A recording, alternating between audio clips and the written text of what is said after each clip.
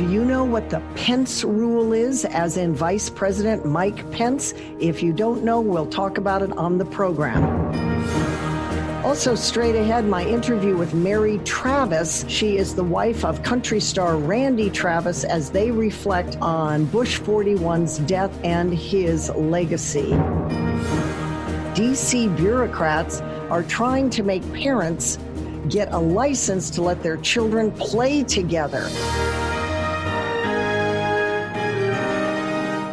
Terry here on Think America, where we reason first and then converse. This is, as you know, America's Radio Town Hall. I invite real Americans to the microphone to engage in thought-provoking conversation starters, much of which you won't see as your headlines, television and newspaper. Today we have Elaine, who joins us from the East Coast in Pennsylvania. Elaine is retired, and she's an author of books Political. Hello, Elaine. Nice to have you. Thank you for having me, Terry. I appreciate it. All righty, and we appreciate you. Tom is with us. He is a physician specializing in pain medicine and also an author. Hello, Tom. Hello, Terry. Welcome to the program, both. Let's get right going. Let's start it here and get going. Happy New Year to everyone. California wanted, up until the end of last year, to tax your texts. A new proposal which has many Californians alarmed, if not even if they were a liberal, they're still alarmed, is to have a tax on their text messages. And many people live on texting. This was creating quite a stir. It would have increased funds for programming that bring connectivity to the underserved residents, and would increase programs, the whole 9/11 and adjacent programs associated with 9/11. And so a person at the end of their monthly bill would get an additional fee, and that would be because of texting. The problem with this was that texting actually serves for many people as an information tool and isn't considered, and they don't consider it, as a utility tool. Along comes the FCC. We'll talk about their ruling in a minute. But first off, let's talk about the whole idea, Tom, of having your text messages taxed all the more. What is your gut reaction? Because whatever happens in California often goes east, Arizona, Nevada, New Mexico, Texas, and on and on. It tends to be the progressive movement, if you will, and I assume you don't like those words, but what happens in California doesn't often stay in California. It moves east. What do you think of this idea in general? First of all, it doesn't surprise me. The internet, high tech, is a very open area, and the government, whether it be the state or the federal government, just loves to tax things like this. And this is just one other effort. You have to look at California. It is going to be very soon the first state to go bankrupt, and so they need to get funds, no matter how they can only tax the people so much, but these other items are wide open for interpretation. Elaine, the FCC recently came in and kind of put the El Kabong on all of this because, of course, there would be people that are mad about it, of course, who wouldn't be, I would be. And they said, look, this is not really an information, or it is not really, it's not really a telecommunication service as we would think of a utility to be. It is an information service. Let's say I text Elaine in Pennsylvania and I say, hey, how are you doing? What do you think of this? Are you having a happy holiday? Blah, blah, blah. How is that a telecommunication service? It isn't. Maybe you're my mother and I say, how are you doing, Mom? I want information from you. And that's where the FCC came down and put the kibosh on this new proposal. Do you agree with that? Yes, I do agree with it. And thank God that the FCC woke up. It most likely, Terry, have been because the industry trade group was against it, along with the residents of California. I'm not sure about that. But we already paid taxes. If you look at your internet bill, there's taxes galore over there. And some carriers, and this would have been where each carrier places a different tax, a different amount, which would have been confusing. But we already pay plenty of taxes on internet service, including text messages. Some people have to pay extra. So it's interesting that California always finds a way to find a reason for a tax, and it's usually to help the needy, the underserved, whatever.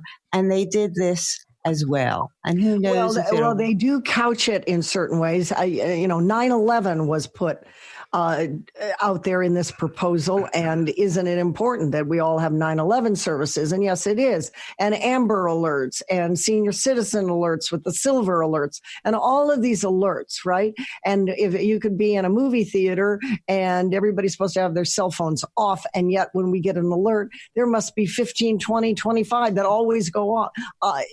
So it's all of these services that it was couched, and 9/11 is so important, et cetera, and all the addendum services. So the point is it's couched this way.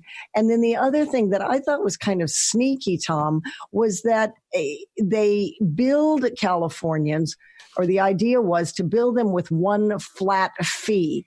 So you don't really see all the hidden surcharges. Now, with the old-fashioned phone bills, you always would. It would be something for an emergency service. It would be an extra. And I remember my days years ago when I lived in California, I would get my Sprint bill and think, egad, I thought it was just X amount per month, and here's all these additional fees, and you were obliged to pay it. So California, on these regulations, when they propose things like this, it is really kind of a sneaky way of having it be one big flat fee. Don't you agree? Oh, I agree. Absolutely. It's called incrementalism. And it's been what the government's been doing for the last 50 years. You don't start big, you start inching away very little till you get what you want. Yeah. It's sort of like you don't just throw a frog in the hot boiling water, as they say, but you put the big toe in and then a little bit more. Pretty soon the frog is swimming around the boiling water, right? Because it's inch by inch by inch. The FCC did come to their senses on this, and California is coming to its senses on this. When I first read about this, though, Elaine, I was completely shocked.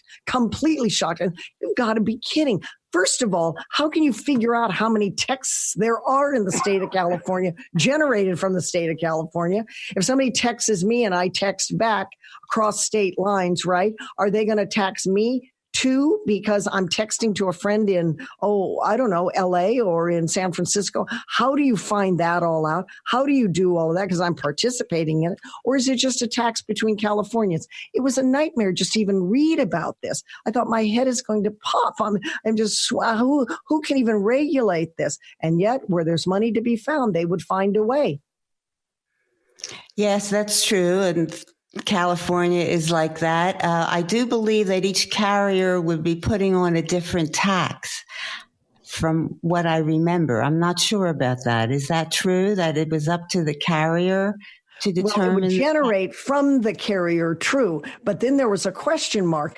If somebody in San Francisco texts you in Pennsylvania, are you also subjected to a tax? There was that discussion as well, and that was dropped. And then the whole thing surfaced, and the FCC had to get in on the conversation, obviously. And in getting in, they said, no, we have to rule overall. And this was just recent. The end of the year, we have to rule overall that this is an information service and not a telecommunications service. Because if it's under the ruling of telecommunication, it becomes under the ruling of a utility, Elaine. Well, I wonder if, and that makes sense, but I wonder if this proposal had happened under Obama with his FCC, if it would have gone through. What do you think, Terry? Well, who knows? Maybe not, because maybe not. And I know Obama, our former President Obama, was all about big government. But I say maybe not, because how do you regulate the billions of texts? How do you do that? And look at all the people that would have rebelled, not just Californians, but you're talking about all 50 states. And when you text someone in London, you text someone across the pond, all of these cables are down now, and we are a mass communication world. How do you regulate that really? So I think that the FCC would have come in, put the El Kabong on that, even though, Obama floated a lot of things that were very liberal for big government to have more of the money out of your wallet, Tom. Again, we live in a world of Google and Facebook. The high tech, as far as monitoring this, it's already in place. What do you mean monitoring it? It's already, the FCC did give their El Kabong on all of this. So how do you bring Google? I just want to be clear what you mean by that. I used them as an example. Every time you log on to Google, they keep your data. They've got immense servers underground, to record virtually everything. And so do phone companies. That's right. And text so messages is just another variant. Are you saying this whole thing is a moot point? No, I'm saying that I'm just making a point that they have the ability to monitor your text messages. They have the ability, if they can monitor it, they can tax it. True. And so the whole uproar, to get back to the topic at hand, would have been kind of a moot point anyway, because if the government really wanted to find out what you were doing, they could see it anyway. Is that what you're saying? Exactly. All right.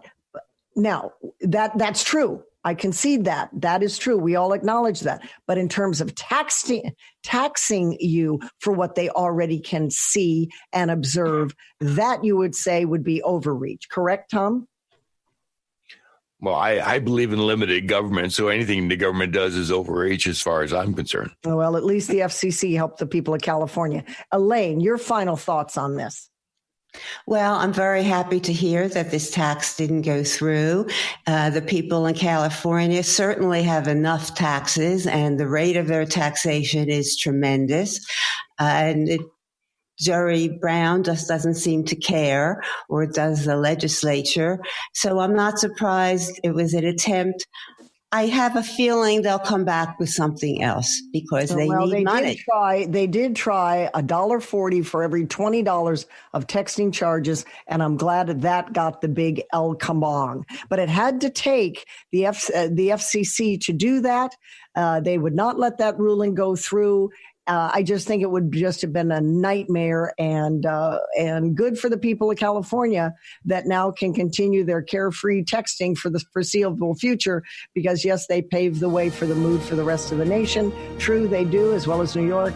And so now I don't think that will come up with us in these other states, the other 49 states of our union. Good discussion, all. Let's move on. When we come back from the break, the Mike Pence rule. What the heck is that? Stick around.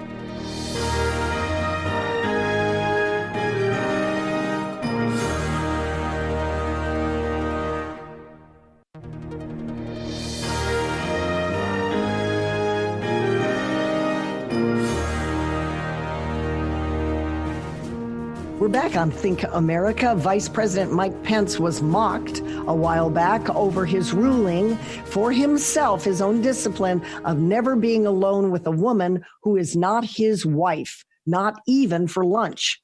But now Wall Street seems to be embracing this philosophy because of the Me Too movement. Men are trying to protect themselves, their careers, their reputations, and their marriages. They are aware about sexual harassment, at least a la mode now with the Me Too movement, and all the components of male-female in the work environment. The Mike Pence ruling, they're listening to it in Wall Street, and they're giving Mike Pence credit for the Pence ruling. Elaine, your thoughts on this? Well, thank God for Mike Pence. In his Christian circles, and he is a very devout Christian, this is what they do. They take care to please their wife and to not give any auras off of impropriety. And in this, he is helping the Me Too movement. He is really doing what the Me Too movement is urging, and yet he is mocked for it. I often ask myself if Mike Pence were president, would we have this terrible criticism that Trump is getting? And my answer has to be yes, because he's a Republican. We need more people like Mike Pence. It's tough for women when they're asked to go with their boss to a dinner in a low-lighted restaurant, drinking wine.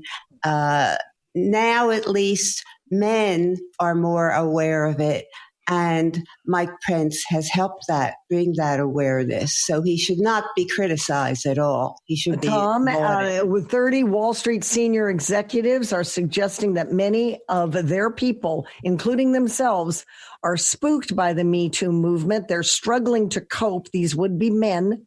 They say no more dinners with female colleagues. Don't even sit next to them on a flight. Book hotel rooms on different floors, avoid all one-on-one meetings. There's, in fact, I read in Bloomberg, a wealth advisor putting it, just hiring a woman these days is an unknown risk. So here's the question to you to counterbalance this Pence rule, Wall Street taking and embracing it, is what about the young woman, perhaps she's attractive and available and single, that is absolutely good in her so-called Christian beliefs as she sees her faith to be, but she needs to sit with her manager, who most likely will be a man, and now he won't take a meeting with her because of this, maybe perhaps too loud, the Me Too movement. What do you say about that? Because there are women that say, well, this makes it harder for me and I haven't done anything wrong. Welcome to the PC world. It's just going to get worse. I feel sorry for Mike. He represents the most vilified gender around. He's a Christian white male. And that he has brought, by being his gender, he has brought about the vilification of half of America.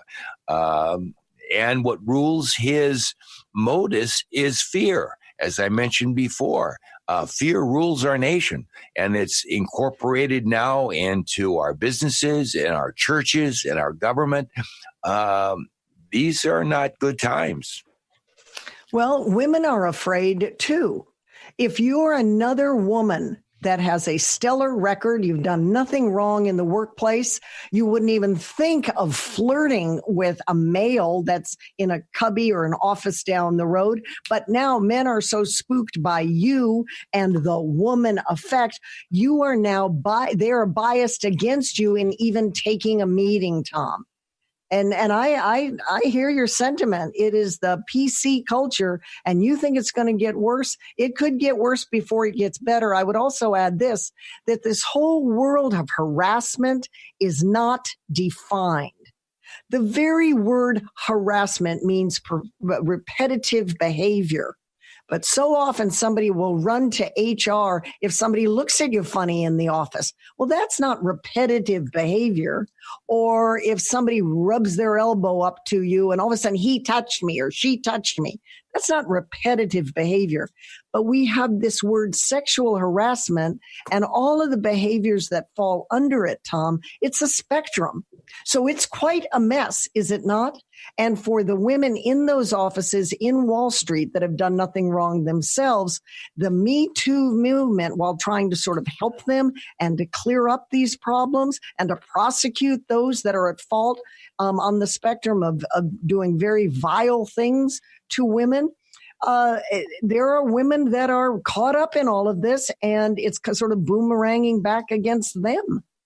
And it's going to get worse. You're going to see less and less interaction between the genders and the minorities and the races at work.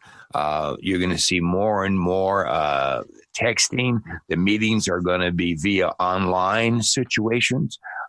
Segregation is going to be brought back in America in almost every instance. We're already getting it. I think we're down to 30 seconds. Elaine, are we segregated now in America and it's going to get worse?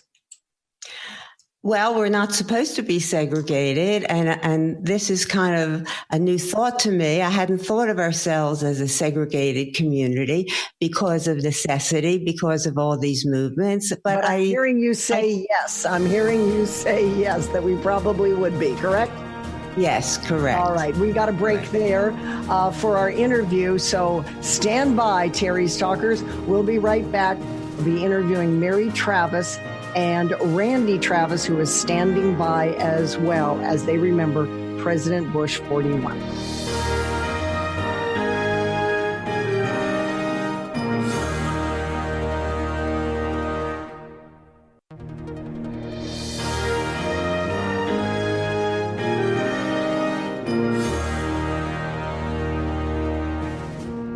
Delighted to bring to the microphone for all of our affiliates across the land in America, Mary Travis. Mary Travis is the wife of superstar country singer Randy Travis. They both knew the late President George H.W. Bush and Mrs. Bush. And if you recall back, Randy wrote the hit Point of Light, referencing then President Bush's 1,000 Points of Light. Mary, welcome to the program. Please say hello. And Randy, welcome to the program. Please say hello. Thank you. Hello. Hello. Hello. It's nice to be on with you. Hello, Randy. I'm a big fan, and so is our engineer, and so is all of America, all of the world, of your wonderful talent. Mary will be with us most of this interview, folks. Randy, in case you are unaware, in 2013 suffered a stroke, but he's coming back, so we're glad you're on the line as well. Mary, let's review your relationship, you and Randy's relationship with President Bush 41, how he fell in love with you two as a team and you fell in love with him. Take us through a little bit of that. Well, that was his relationship with Randy was prior to when we were together. I knew of President Bush and George Jr. both just because of the Texas relations. But Randy was, of course, number 41 loves country music. And I think he once told us that that's what helped him get through the presidency, through the good times and bad times. And he once said, when I need a little advice on Saddam Hussein, I just turned to country music. He said that at the CMAs in 91. But at his inauguration in 1989, he invited Randy to sing for that and followed that up with his 1991 Point of Light initiative and asked Randy to come up with and to sing a theme song, which became Point of Light. So that's and then he did a Kennedy Center's honor thing with Randy singing, and he also was present for his 80th birthday. So there was a long history there of love and friendship between the two of them. Did you think that the 1,000 Points of Light was kind of bolstered up by Randy's Point of Light song, or did the 1,000 Points of Light actually inspire the Point of Light song? It seems to me when I looked at this, and I remember at the time, they were both pretty intertwined. Did one precede the other for inspiration? And if so, in which order? Or do they both kind of gel at the same time? Well, I think that back at President Bush's inauguration, he mentioned the Point of Light and that we should all be points of light. He mentioned in that inauguration speech that we're a nation of communities, a brilliant diversity spread like stars, like 1,000 points of light. So I think that he had the idea for this initiative early on, and then when he was then president, and he was a president that didn't act like a president. He acted more like an American, a countryman. He wasn't Democrat or Republican. He was just what's best for the country. He was kind. He was gentle. He was a Christian man, a family man. He was full of humility. He was selfless. His mother brought him up, the whole family, not to talk about themselves, but be selfless. And So I think that point of light, after he got into the presidency and saw that there needs to be developed some program that will bind people together instead of a force that keeps wedging people apart that we so often see in this country. So I think he asked Randy to please come up with a theme song for Point of Light. So I think it came from President Bush, and Randy followed suit. Okay. Would you say this was President Bush's favorite song of Randy's, Point of Light? I don't know. He was fond of it, but one time Tom O'Neill took Randy in to see President Bush in the Oval Office, and he took him over to his the executive office right next to it. And on this shelf was 3 or 4 country singers, and every one of their CDs and cassettes. I think at that point in time there was a transition between cassettes and CDs, and so he had a stack of pretty much all of Randy's CDs and cassettes, and the Oak Ridge Boys and George Strait and some others that he loved, and Alan Jackson, I believe. And so he loved country music, and he loved Randy's 3 Wooden Crosses, which came out about these same years in 91. So that was 3 Wooden Crosses. Of course, the main punchline on that is it's not what you take when you leave this world behind, it's what you leave behind when you go. And I think we've always felt that is the way President Bush lived his life. And when he passed away here recently, I think that's one of the things that stuck with the American people, is that he left it all here. He was a great American I agree. I thought he was a wonderful president. I thought he was a wonderful president. Randy, I know you're listening, and if you agree with everything Mary says, can you give this audience a yes or a no? Yeah. Yep. Okay, very, very good. Mary, how is Randy coming with his therapy after the stroke over these years? We've made, he's laughing, he's so cute. We did 2.5 years every single day, 4 to 5 hours of therapy and speech and physical, and he got kind of burned out on it, to be honest with you, Terry.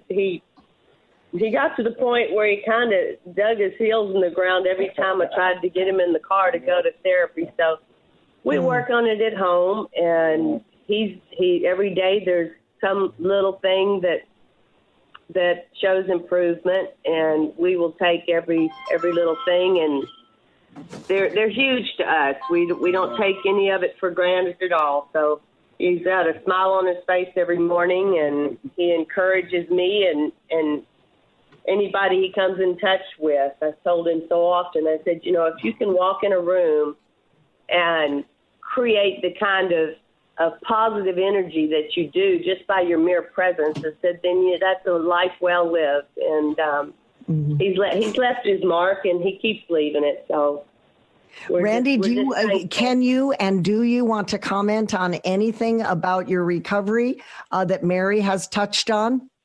No. Well, we applaud you for such a tremendous career. You have uplifted so many hearts and minds over the year. You have moved the needle tremendously. I and my engineer and all of the people that are enjoined to this show, thank you so much for your contribution to music and of course, uplifting our hearts. I'm a big, huge country music fan. And you were very much a part of it. Mary, final thoughts. We're down to the last minute. We just feel like we lost a great American, and he and Barbara and the rest of the Bush family were so kind to Randy over the years, and we appreciate that. We're so happy that they made Texas home. Both of them, one in Dallas and one in Houston, and of course President Bush found his way out to Midland, Odessa, which is not the prettiest place in the world, but it's sure full of great people. So yes. We're very proud of the fact. We need to leave it there. Mary Travis and superstar country star Randy Travis, we wish you a very blessed and Merry Christmas, a wonderful New Year. Thank you both for being on the program today. Thank you so much. Thank you, Randy. God love you. Thank you. Bye-bye. Bye-bye. We'll be right back with another segment on Think America, thinkamericaradio.com.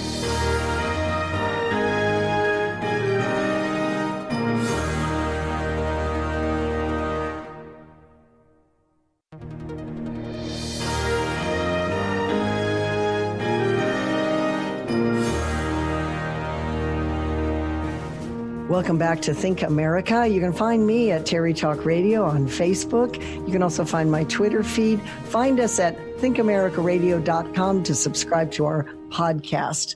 Elaine, were you a big country music fan of Randy Travis and other country music stars? I have to admit, growing up and being an adult in the East Coast, no, I was not. I always loved the lyrics, but as a country music fan, no, that was not in my milieu. However, this interview was phenomenal because it showed the love between the two of them and the support that Randy is getting from his wife. He does still have his own determination. When she said he didn't want to go, he was tired of physical therapy. Enough is enough. But they seem to be carrying on. I'm not quite sure how long ago he had the stroke, Terry. It was 2013. Tom, your thoughts? I've dealt with a number of stroke victims. It's very, very difficult. Just the therapy is very elongated. God bless him. I wish him well.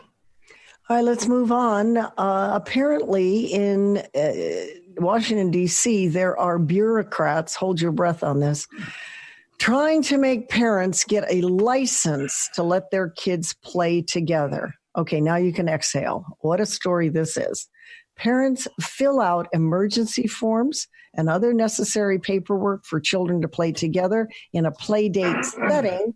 And so the DC bureaucrats out there in Washington think the next step would be for parents to get a full-on license because play must be more like an illegal child development facility if they drop their children to play at these illegal child development facilities that are operating without, God forbid, a license. How did we go from play dates to parents having to get licenses to drop their kids at a facility that houses 2-year-olds while there's some supervision, but doesn't let the 2-year-old play because if they let the 2-year-old play, Tom, it would be illegal. How did this come to be? Well, first of all, we're talking about D.C., one of the most liberal urban areas in the United States. We're also talking about a city that is extremely, going back to my word used before, segregated. 80% of minorities, the other percentages are in suburbia, and never the twain shall meet. But again, it's not going to work. Any of these type of things just never do. It's great to make a law, but people will not abide by the law. Elaine, bureaucrats want to shut down, this is it in a nutshell, informal play for 2-year-olds because of this. The exact instance where this is so-called happening, this illegality, is at the Lutheran Church of the Reformation. To be specific, the state superintendent of education has inspected and wondered if this, what he deems the co-op, was an illegal daycare and said it violated the regulations that apply to child development as a child development facility. And why is all this? Because the play groups have rules and regs, and even the parents that submit emergency contact forms have to then come to their senses, and so does the church, to say it is illegal unless everybody gets a license. Wow. And this is for 2-year-olds. Your thoughts? Well, this whole thing is ridiculous. It smacks of Big Brother. And we have to understand that this group has, from what I remember reading, the group has been in existence since the 70s. So the parents are well aware of their children. They're well aware of each other, their social arrangements. And it sounds like it's a nice, friendly group. They do have rules in place, such as you can't have your child come in when he has a cold or an infectious disease or something else. I'm sure there are other rules. And this is only an attempt, not only, but specifically an attempt to rule over our education system by a government branch, which I am not. Well, it also takes away the power of the parents to say, look, my kid has a runny nose. He's not showing up for the play date today. You know, it's got to be regulated.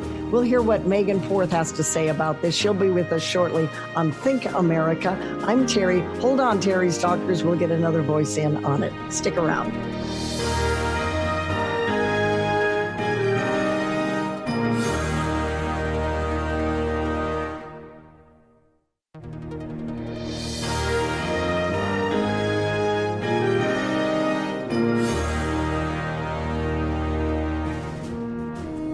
You're listening to Think America. ThinkAmericaRadio.com is where you find our podcast. Subscribe to our podcast. It's the little red button on the homepage, and you can hear all of our archive shows anytime you want to.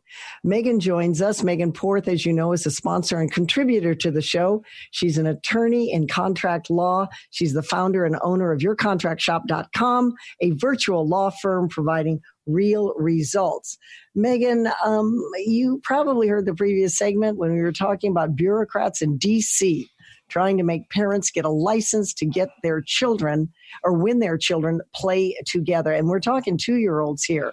They fill out emergency forms. They've got to tell about the health of the child before they drop the child off for play dates and so forth. So the next step, according to bureaucrats, would be to say, wait a minute, what's the facility like? And they've deemed it an illegal child development facility because it operates without a license. And the first place to go is have parents who are supervisory or more like babysitters have a license. What's your take on it? I feel so passionately about this topic, Terry, that when I was in law school, I wrote a 40-page paper on occupational regulations. Wow.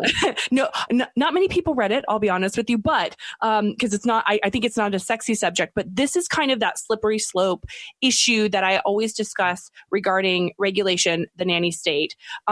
This is a perfect example of where you have let's call it a well-meaning regulation, right? That has the best of intentions. We want to regulate childcare facilities to make sure that they are doing everything that they can to keep the children safe. But the way that these regulations are written, Terry, are so broad and encompassing. They do this on purpose. All of these occupational regulatory boards, which are appointed by your state legislature, not voted in by you as a citizen. Many of the times these laws are created by individuals who are within a certain profession. So I can guarantee that the laws that were written that are governing childcare were written by people who are in childcare actively, and they get to decide then who also enters that profession. And it's written in a way that's so broad and encompassing that there's no way you can't not be included within it. We see this a lot in cosmetology. We see this in regulation of even interior designers around the country. This is just one more step where the government is taking over certain parts of your life, where people have gotten together. And I really love this idea, by the way, on a side note, as far as the gig economy is concerned. I've actually thought about doing this. We've done this with some of our friends where you say, okay, a lot of parents work from home. A lot of parents have kids who come home from school at certain times. Is there any way we can share our resources together so that we're not spending a ton of money on childcare resources? Because obviously the cost is extremely high because they're overly regulated. So I love this idea, and it really breaks my heart. It isn't surprising that it's coming out of DC, where all of the bureaucrats are sitting. But this is a perfect example of government overreach. outreach about them reaching their hands into your household, into how your children are being taken care of, and saying, no, as friends, you can't set up play groups because you are actually a child care facility. Can there sort of this idea of split the difference? There would be things at the facility itself. And in this case, with this story, it's Lutheran Church of the Reformation. So the facility itself might need to be regulated. But in terms of the so-called babysitter, maybe not regulated. Right. I mean, there's a number of different ways to have tiers or different levels, or even exempt certain activities from these regulations. But like I was saying, Terry, they are written so broadly that no matter how you're engaging, if you have children together and there is an expectation of health and safety, because remember, that's how the state is justifying these regulatory boards, that they are protecting health and safety, which they're allowed to do under their police powers under the Constitution. It's a huge issue. I would love to talk more about regulations in future shows. Right. All right. Let's switch and hear about Change Your Life Technology, of course, sponsored by Megan Porth and her virtual law firm, contractshop.com. Well, I think we may have found the fountain of youth, Terry, and it's something called osteocalcin, although actually we need less osteocalcin in our bodies. There has been a study out of the Columbia University Medical Center that has found that osteocalcin, which is released naturally when we exercise, decreases during our age. This osteocalcin actually helps in muscle performance. It's really interesting to see that the bone actually influences the muscle in this way.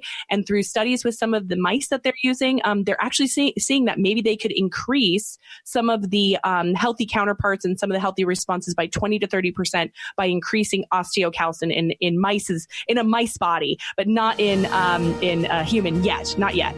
Well, that may come. Thank you for being on the show as always and contributing. Megan, we appreciate you very much. And to Tom out in the Southwest, appreciate you very much. And to Elaine in Pennsylvania, well, our best wishes for a very happy 2019 to all. See you next time.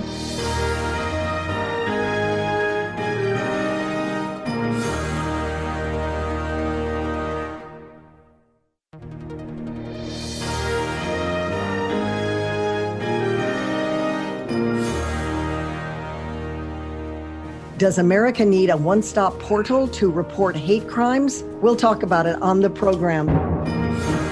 Do you agree with the use of drones by the police in select situations? Plus, my interview with a mental health advocate for the college community. Those topics straight ahead on Think America, where we reason first and then converse. Welcome to the program. This is America's Radio Town Hall. I bring in multiple voices, including Tom. Tom is with us here, and he is a physician and joins us from Arizona, northern Arizona. Welcome to Think America, Tom. Dr. Tom, I should say, nice to have you. Thank you, Terry. It's good to be here. Merry Christmas. Thank you. Merry Christmas to you. Let's get right started before we go to our interviews. And of course, Megan Porth will join us with her Change Your Life Technology segment. Tom, are you glad 2018 is finally over? I am, because I've reflected on these events, the Hawaii false alarm. Then there were several school shootings, including Parkland.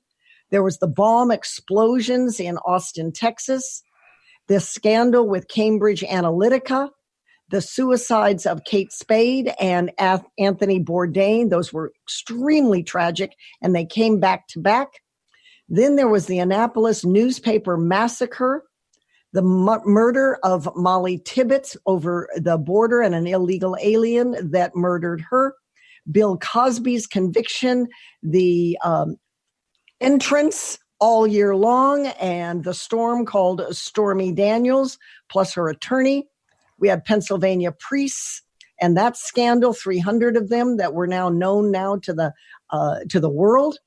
The ISIS compound that was found in New Mexico, Kavanaugh chaos. We all remember that. The hurricanes Michael and Florence. Pipe bombs that were mailed to Democrats. Michael Cohen turning on the president. Jamal Khashoggi murder. The Russian probe. The Mueller probe. Drip, drip, drip that continues on. The midterm mania. California wildfires. and the passing of so many notable people, including Bush 41. And we'll get into some of that in our discussion. I do not think it was a great year. The stock market was a roller coaster. And in spite of the tax cuts and the good economy, I'm not sure that we're going to have fiscal health, economic health going into 2019. In short, was it a good year or a bad year for America in your view? I look at it from a little different point of view. Being a Christian, this is a good time for me because this is Christmas. This is the time when I celebrate, our Savior, Jesus Christ, no matter that half the nation doesn't do that, but I do. I'm also reminded of the Old Testament, especially Ecclesiastes, which it was said, there is a time to be born and there's a time to die. There's a time to love and there's a time to hate. There's a time for war and there's a time for peace. Every year is just different times. 2018 is probably no different from 2017, 2016. Just the names and the places and the people are changed. Life must go on. This is humanity. Mm-hmm. What about all these deaths? Doesn't that give you pause to say, wow, this is pretty rough? We've got not just murders, and I mentioned some of them, including the Khashoggi murder where he was butchered, but we have the passing of Stephen Hawking and the great Charles Krauthammer, such a genius. Well, both of those men, just incredible brains. We have the passing of Billy Graham, President and Mrs. Bush. John McCain left us. Aretha Franklin left us. Burt Reynolds left us. Tom Wolfe left us. And there's others. I say, on balance, and I study news year after year after year. It's my gig, right? News and talk about it. But this year, it just seemed remarkably dark. And I know you're trying to put it in perspective. But as you reflect over all of these examples, it was pretty gray, was it not? And it continues to be, it seems. The things that concern me, and I guess part of it is as I age, I kind of look things in a more of a historical perspective. Humanity is humanity, where we go through ugly times. None of us gets out of here alive. We all have our time on earth, and we all have our time when we go see the Lord. What concerns me, though, as the years go by, is the increasing noise. The increasing noise on the left, the increasing noise in America, and it's all diatribes. It's all ugly stuff. There's no stopping and smelling the roses anymore. It's a sad thing. Is that because, and we talked about this on another edition of Think America, that we're just more outraged about everything. And when we get to that point, we're sanctimonious in our outrage, and we're going to tell the other guy what's what, because we're on the right. And what stimulates that, speaking of noise and diatribes, is a lot of social media and a lot more voices, kind of like a volcano bubbling out, and they all have to be heard. And they've got their moral high horse that they're riding, and it's going to be this and or not that. And we are at each other's throats all the time. So in spite of this kind of doom and gloom for 2018, which I think was a very rough year, I mean, California wildfires and hurricanes, and we've got all of this change and we're at each other's throats. I think it's spurred on a lot because we tend to race to be right, and we're sanctimonious about it. And I'll tell you, because you don't know what you're talking about. And we're, as you said, I think you said tribal a bit, or the diatribes. I would say that is because of the tribes that we have. It's the left or the right, and you got to pick a side, Dr. Tom. It's interesting. The pick a side is a very apropos statement. One of the underlining problems we have, or not problems, it's basically what's happening in our society. 60 years ago, we were a Christian, God-fearing nation. Now we're a fearful nation. Fear rules everything. You're afraid to say anything to anybody. You're afraid to do this. You're afraid to do that. And especially if you're on the conservative right, everything you do is wrong. When fear grips a nation, that is not a good sign. All right. Why is everybody on the right wrong? You're getting into the subject of my new book, but that's coming out in the spring. I'll send you a copy. This has been going on for 50, 60 years. We have a movement on the left that is anti-God, anti-tradition, anti-America, I believe. And it's their way or the highway. They want to destroy. They don't care what comes afterwards. They are there to destroy the fabric of our society. Well, for what gain, though? Yes, I think that there's this big tug of war, and I do think the right has pushed back. We see some of that over the last, at least 10 years. I'm particularly reminded at this moment of the Tea Party movement when there was all of this big bank bailout and there was all of this, the wealthy aren't as held to the same standard as the rest of us. The elite always seem to win and so forth. But that was kind of straight across the board, Republicans and Democrats. What do you suppose the Democrats want to gain, or the left maybe in general want to gain, with this kind of destruction of tradition? What is that all about? I think that's the bigger question. So, they're chipping away at it. Okay, but what's the end game here? What will the picture look like if they didn't have the problem of tradition? I've just finished a very interesting book, historical book over the last 3 years called Titans in History. And it analyzes people famous and infamous over the last 3,000 years who have built society, destroyed society, changed society. The people that want to destroy, they think they're going to be on top. But their hatred for the society, whatever that society is, drives their actions. They want to destroy, and they think that whatever comes later is going to be better than what is. But they don't have a picture to give us about what comes later. I understand that was astutely put, I believe, but I never hear the substitute. This reminds me a little bit, and I'm going to say something about the Republicans in office right now. It reminds me a little bit about the whole Obamacare discussion. Recently, as you well know, in Texas, a federal judge has ruled that Obamacare is unconstitutional because it is intrinsically linked. The whole program is intrinsically linked to a mandate, which is a tax. And when you don't have that mandate, you don't have the whole shebang. That's kind of how the judge ruled, and I say that in lay speak. All right, but if this goes all the way to the Supreme Court could say, tough bananas, the law stays because there is no substitute.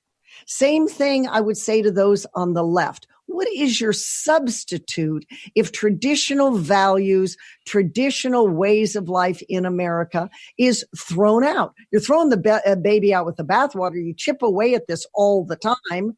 Everybody's got righteous indignation and everybody's mad. And by God, everybody's going to be heard. All right. Now, what have you got as the substitute? Same thing I would say to those on the right, the Republicans on the right. If you don't have a substitute for Obamacare, it could get all the way up the totem pole of the Supreme Court.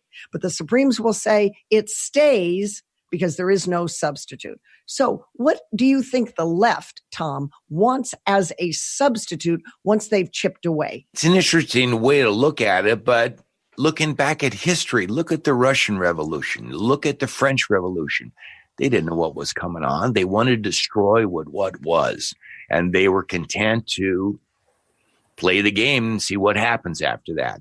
The consequence, in Russia, millions and millions of people died over the next 20 or 30 years as they were formulating, quote, a new society, a communist society, a Marxist society.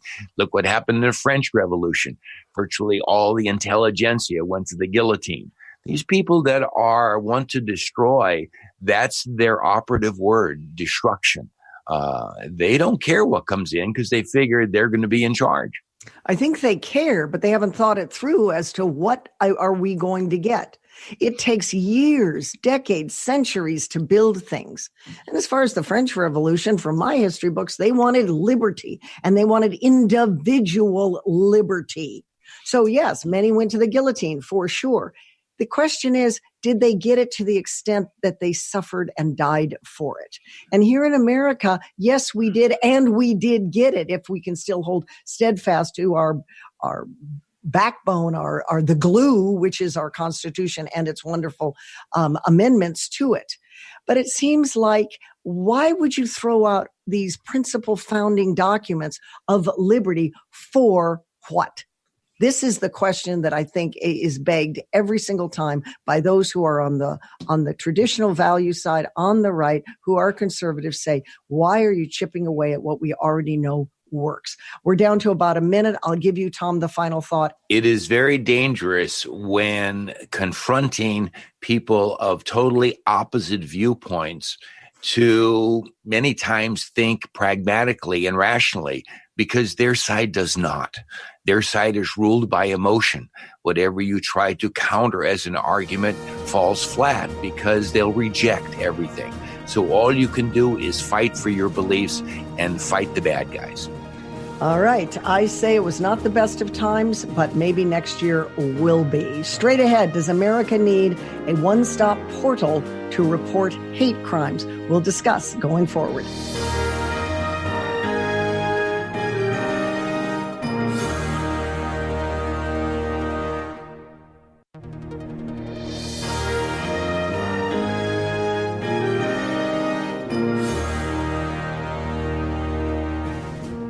Welcome back to Think America with Terry Gilbert. We're joined now with Elaine. Elaine joins us from Pennsylvania, and Tom is from Arizona. Here's a question to both of you. Does America need a one-stop portal to report hate crimes? And this is in response to the Pittsburgh fatal shooting that killed 11 Jewish people at their synagogue. The DOJ, in case you missed it in the news, has launched a website consolidating information for reporting hate crimes. It can be, however, a little sketchy because local law enforcement is not required to report hate crimes, and there's a lot of confusion about what means a hate crime anyway. Elaine, what is your take on this? I know you are originally from back east, and my notes say you're Jewish. Do you think the Justice Department has a good thing going with this website consolidating information for reporting hate crimes? I guess I don't really see the purpose of it other than to CYA because of all the hate crimes that are going on. We already have venues in place to report. However, Rosenstein, who came up with this idea, I believe, said that 88% of agencies who are supposed to report do not. Well, reporting is not the problem. Our culture is the problem. The division is the problem for hate crimes. So to have another means of reporting doesn't really solve the problem. Congress has already expanded its coverage of to avoid hate crimes by expanding protections for religious hospitals, religious community centers. We have attorneys general of each state able to report. We have police departments able to report. Mm-hmm. We have many venues in place. I don't think this will do it to stop the hate crimes. Tom, there is confusion about what constitutes a hate crime. And to the DOJ's point, they're trying to single out and clarify and reduce what is this general idea of just crime in general down to the adjective in front of it, hate crimes. What is a hate crime? So they say you first of all have a crime, and then you have to couple that with a motivating factor of bias. For example, bias against the disabled, or bias against a person's race, or bias against a person's color, or religion, or gender, or sexual orientation, et cetera, et cetera. So I think they're trying to do something. And with the other echo that we hear every time we turn around, if you see something, say something. This is a portal to say something. So do you agree with Elaine that this is pointless, or that there is it can be effective and have a point to it? I tend to agree with Elaine on all this. Hate crime, when you commit a crime, you don't commit it for love, you commit it for hate. So hate's involved in no matter what, whether you're stealing or you're murdering or whatever. The underlying problem in all this is not demarcating something as a hate crime. It's our society. We've become a nation divided. We are with this mantra about diversity. Well, diversity does not make a society more wholesome. It makes it more diverse. It segregates the society, and that's what's happening. And so every little group now wants their little own piece of the pie. And if you go against the group, then you're a hate monger. They label you. And so again, hate crimes is, it's another federal pablum as far as I'm concerned that doesn't really do anything. The other thing, Tom, is that it doesn't really let the cops be the cops. Now everybody's got, sort of reminds me of fake news. We get a lot of fake news because everybody's a journalist and they don't know how to decipher news. They don't know how to report the whole truth. They report half truths, or they have a lot of bias, or they got a lot of spin, or they have empty verbiage and call it news.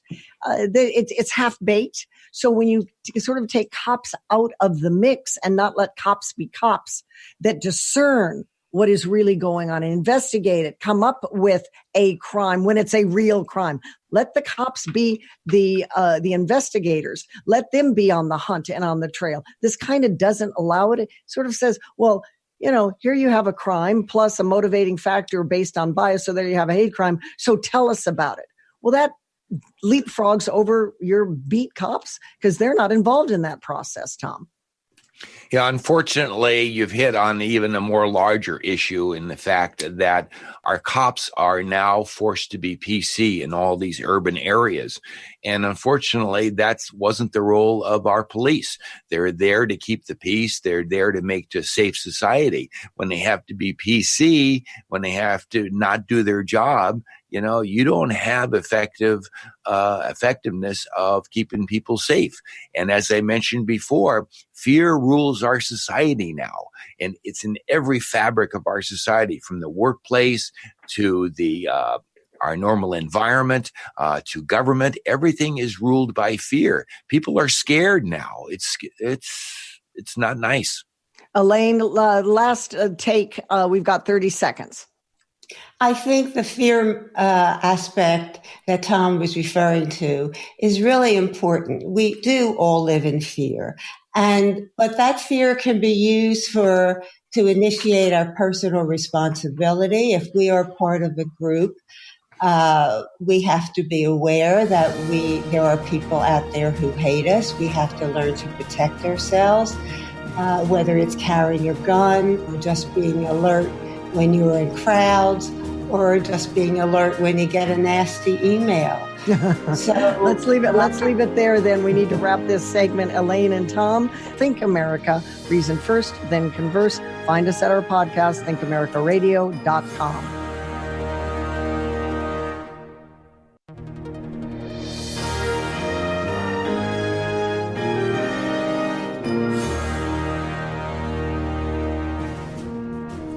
Turning our attention now to have a chat with Michelle DiMuria. She is the founder and CEO of the BEE Daring Foundation, the Be Daring Foundation. She is a mental health advocate for the college community. She herself suffers from PTSD, and she is a victim survivor of sexual assault. So she has now set up a foundation to help create safe and comfortable environments on college campuses and to give aid to the mental health situations that so many college campus students are faced with, and many suffer from mental health issues. Welcome to the program, Michelle, and congratulations for getting your foundation up and running. Hello. Thank you. Thank you so much, and thank you for having me on the show. It's a pleasure. You're welcome. Let's get right to it. You've been a mental health advocate for the mental health community. When you decided to venture out and create this not-for-profit corporation, it was because you too suffer from what you've told me in my notes from you, a mental illness, specifically PTSD, and this a result of being sexually assaulted in 2015. Tell us a little bit about that, and then we'll dovetail into your foundation and how you're trying to help.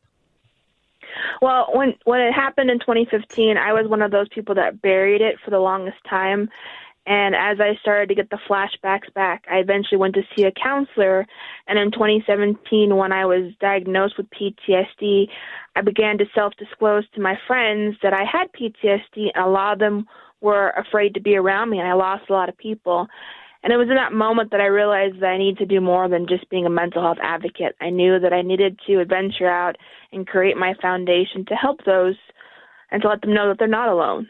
And so your PTSD was a direct result of being raped in 2015. Okay. And you did get therapy and you did get counseling, and now you've set this up. Your mission statement, according to the notes, is eradicating the stigmas surrounding mental health on college campuses. Well, there's a range of mental health. What are you finding mostly on college campuses? Because I think the sexual assault is on the decline now, with so much emphasis being put on it to stop it on college campuses. But what I would also say is that other mental health issues may be on the upswing. Well, it is on the decline. There's a lot of people that don't understand sexual assault and mental illness are related. So if you've been sexually assaulted or raped, it usually ends up you have anxiety or depression or PTSD. And right now I'm seeing a lot on college campuses those are the three big ones that affect college students. According to a study in California, 64% of all freshmen and sophomores end up dropping out of school as a result of anxiety and depression because they don't know who they can talk to, what type of resources are available for them on campus. Well, they don't know who to talk to, but why are they having so much anxiety and depression in the first place? Is it that many are away from home and they don't have those coping skills? Is it that the schoolwork is just pile on and they can't adjust to all of it, much less figure out the schedule and all of that?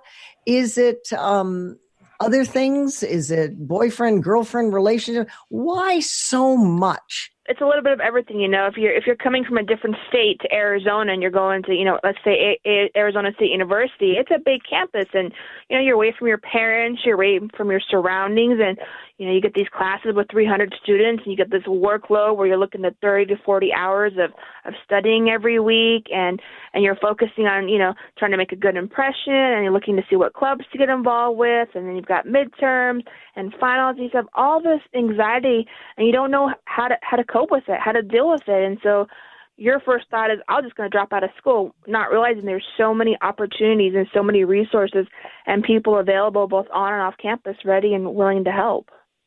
Well, I went away to school, and I'm not trying to be argumentative here. I'm just trying to play devil's advocate. I went away to school and I handled it, and I didn't go to the counseling center every day, and I had to make new friends, and I had to figure out the workload. I went out of state to college, and so did my peers, so many of them. And we didn't see this tremendous angst that we do. So I'm led to believe that a lot of this is coming because kids today don't have a very good foundation growing up as to how to handle things on their own. Either they don't have the good parenting, they don't, maybe there's an issue with who's raising them. They probably don't have as much discipline in the home. They don't do things for themselves. And so now they're plopped in an environment, especially if they go away to state, way out of state to college, and they're on the slow freak out because they've never had to kind of be independent and learn and grow and have those skills that are called upon once you are in that college environment. Do you think there's some truth in that? I do, and then the other factor too, when you think about it, social media is huge right now. Before, we didn't have Facebook and Twitter and Instagram and Snapchat and all these places where people can go and express their feelings and express what they're doing. And you see all these posts of kids at parties and part of the Greek life and all these different organizations, and students don't know how to react and just be themselves because, like you said, they may not have had a good growing up, or they may not have that family bond, and so they come to a university to find their way, to find who they are, to identify themselves, and it's overwhelmed with so much happening on a campus that they don't know how to deal with their feelings inside, and so their way of doing it is turning possibly to alcoholism, opioids, drugs, any type of addiction to help compensate for all those feelings they're having inside. I agree. And I'm not in the camp that says that every college student is a snowflake, just so you know. I'm very sensitive to what college students are doing. I've got one of my own in college, and I can assure you she's not a snowflake, and she's under tremendous pressure as well.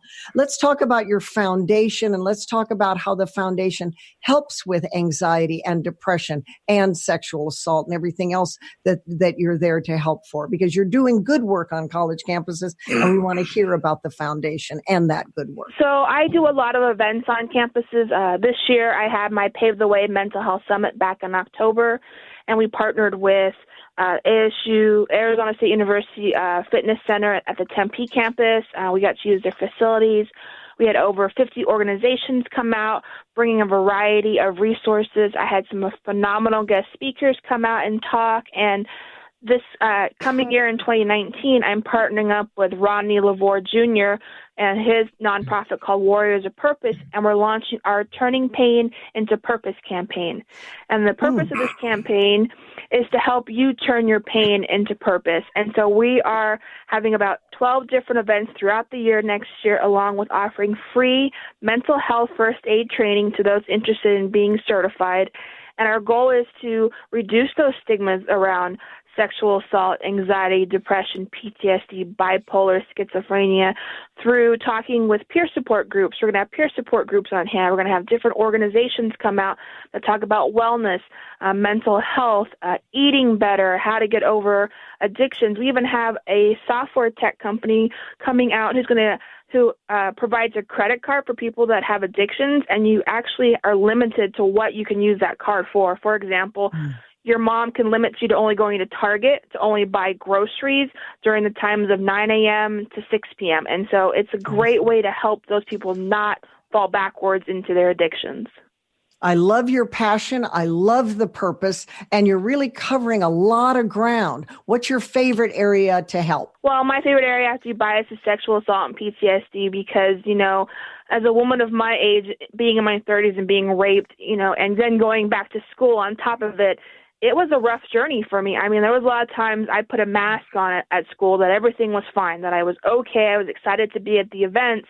When in reality, I was scared of my mind because whenever a gentleman came around me that I didn't know, the anxiety and the PTSD triggers would hit me like a ton of bricks. And most of the time I just hung out with people that I knew that were my friends. So I want people to know that they're not alone, that there's so many people out there ready to help. My partner, like I said, Rodney, he's incredible, and I'm excited to work with them next year. I mean, we need to leave it there, Michelle. I'm very proud. You're very brave, and I really respect what you do. Give us your website so that people in this listening audience can follow you online. It's at www.bedaringfoundation.org. And that's B, capital E, capital E, B, daringfoundation.org.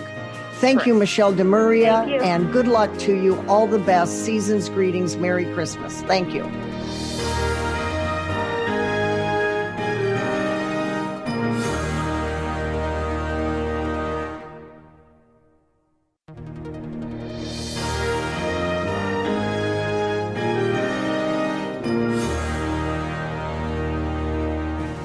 We're back on Think America. Again, if you want to reach Michelle DiMuria from the previous segment, my interview with her, you can find her at bedaringfoundation.org. That's B-E-E, like a bumblebee, daring, D-A-R-I-N-G, foundation.org, paving the way for mental health, particularly on college campuses. What did you think, Tom?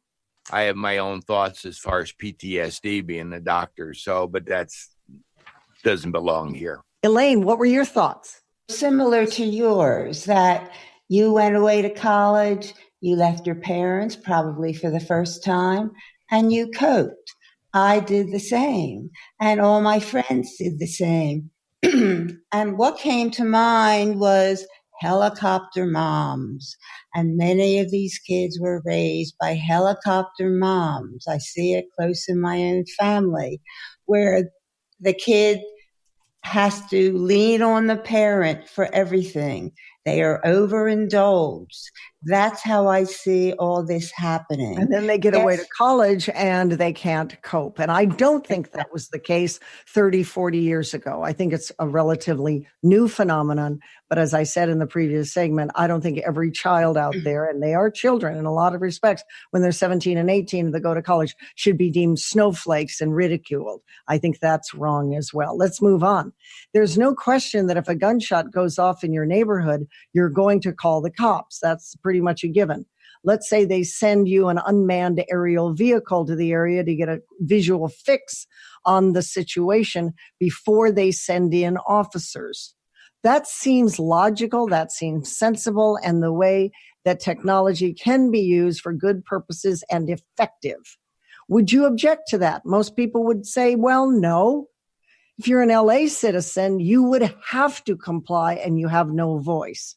And that's where people are objecting. They're objecting to the fact that they have no voice. And LAPD Civilian Police Commission voted to approve proposed guidelines for a 1-year pilot program on this with unmanned aerial vehicles. And according to those guidelines, the unmanned aerial vehicle will not be equipped with lethal or non-lethal weapons. In other words, it just won't be equipped at all and will be deployed in a narrow set of circumstances. Tom, to you first. Do you agree with the use of these kinds of drones by police in selected situations before we send in the real flesh and blood cops? Or do you think it's just another way to snoop in and have Big Brother take a look at the situation first and use that situation for whatever effect?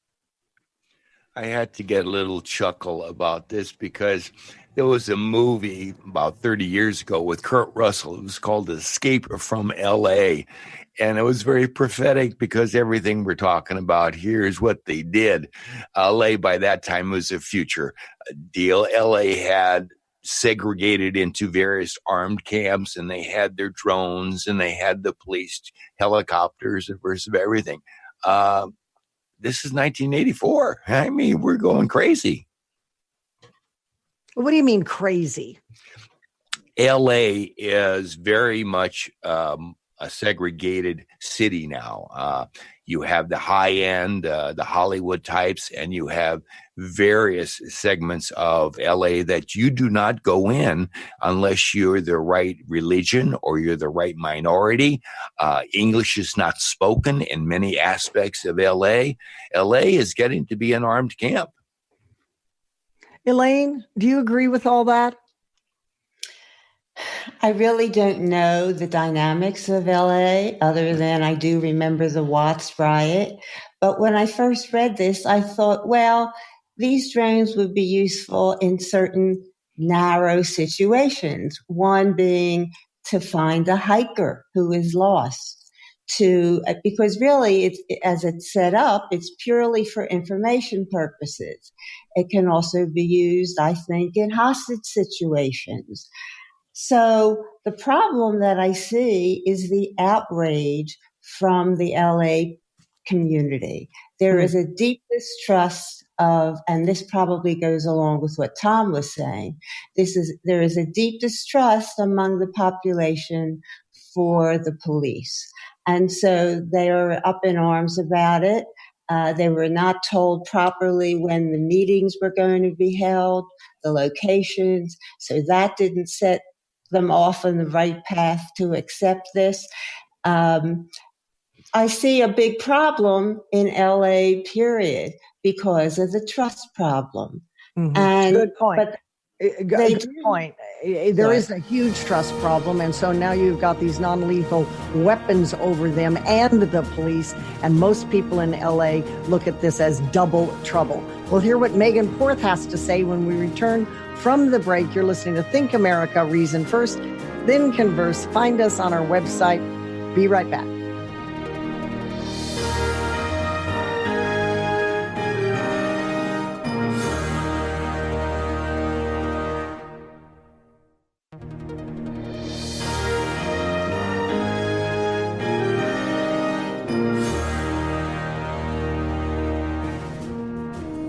Megan Porth joins us.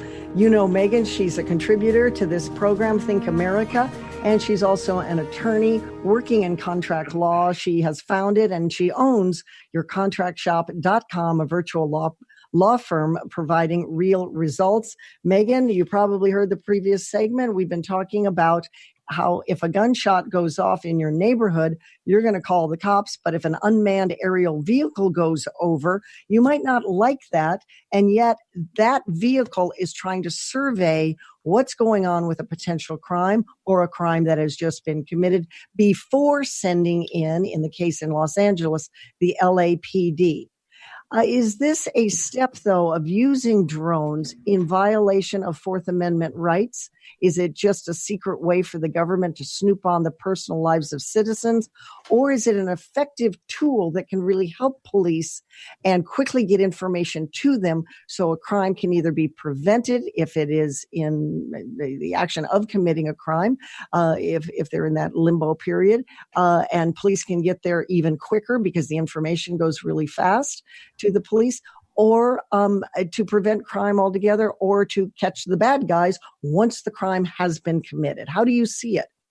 I think it can be a little bit of both. And just to be clear, the Fourth Amendment provides us the right of the people to be secure in our persons, houses, papers, and effects against unreasonable searches and seizures. So this is what the Supreme Court is going to have to look at for some of these UAVs. I can guarantee that these UAV cases are going to make it to the Supreme Court, Terry. There have been kind of instances that they have a flavor of this issue, but I think that we can actually utilize these UAVs. What I do like about them is the potential for safety. I really love the option of sending in a UAV instead of an individual in some of these situations that are really, really dangerous, where officers are putting their lives on the line, and where there are citizens and there are innocent bystanders who could potentially be injured because of of a human mistaking something, right? Because we're going to react faster. We're going to be more concerned about protecting ourselves and maybe overreact in some of these situations than a UAV would potentially, because we're not worried about hurting the UAV. The issue here is that there has to be extremely stringent state and federal laws that govern the UAV use amongst the police. We have to impose warrant requirements. That's constitutional. It's something that's inherent in even our society. We understand that we understand a degree of privacy. We also need to ban weaponization. I don't mind a UAV coming in to investigate, but they should not have any kind of artillery attached to the UAV that can be used, because again, we're getting to the point to where we're dehumanizing the process of harming or killing another human being, and that is not what we want to have happen. And then we have to enforce those policies that are that allow the public access to any of the footage that is being taken, because that can also be abused, Terry. So those are some of the issues that I think can be vetted out. It doesn't have to go to the Supreme Court for these states to do it.